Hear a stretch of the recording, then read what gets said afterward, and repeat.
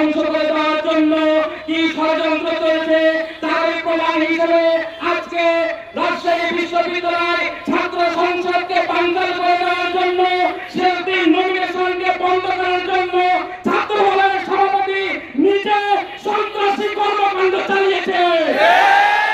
সন্ত্রাসী কর্মকাণ্ড চালিয়ে তার জনশক্তিদেরকে প্রশিক্ষণ দেয়, মিথ্যাচার চালিয়ে তার কর্মীদেরকে প্রশিক্ষণ দেয়। মিথ্যাচার এই ছাত্র সমাজ মেনে নেয় না। আমরা দেখছি তারা স্লোগান দিচ্ছে একটা দুইটা শিবির কর, ধুয়ে ধুয়ে জবাই কর। আমরা দেখছি বলতেছে ছাত্র শিবিরের চামড়া তুলে নিও আমরা, ওই বন্ধু তোমাদেরকে স্মরণ করে দিতে চাই।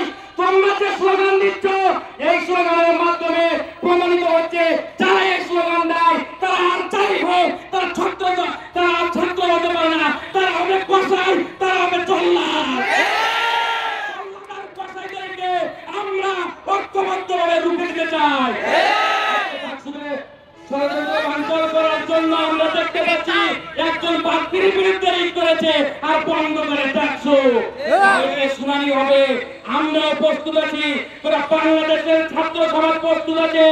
যদিও আবারও সেই নির্লজ্জা দেখতে পাই তাহলে ছাত্র সমাজ ভুলে যায় নাই, আবারও প্রস্তুত আছে।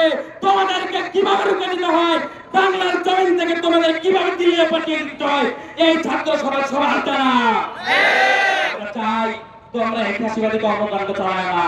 আমরা দেখেছি ছাত্র দল তোমার এত কিসের প্লি, তোমার সামাজিক সাথে মিলে যায় কেন? মিলে যায় কেন? মিলে যায় কেন? মিলে কেন? চাঁদাবাজি মিলে কেন? সাবধান করে যাও। চিরাই বিপ্লব রাজশাহীতে এখান থেকে হয়েছে। আজকে তোমরা যদি শিক্ষা না নাও, আজকে যদি শিক্ষা না নাও, আজকে যদি শিক্ষা না নাও আর তোমরা পড়াবার সুযোগ পাবে না।